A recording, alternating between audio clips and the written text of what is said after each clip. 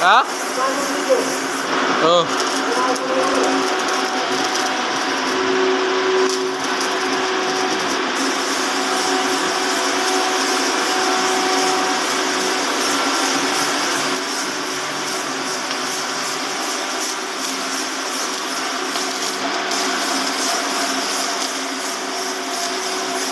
Ayan guys, magawa kami ng frame ng elevator.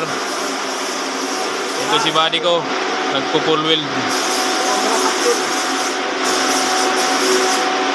Eh yung veteranong welder ng Dunpin. Dahil sa kanya guys, dami akong natututunan. Kalukuhan, asaran, siyempre kasayahan din. Umayawasan sa yan, trabaho.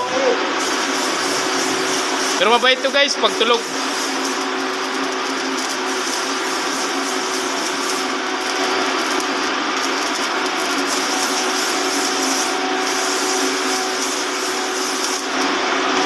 Sarap na sarap tumira guys, kasi minsan lang kami nakakatirang ng ganito eh.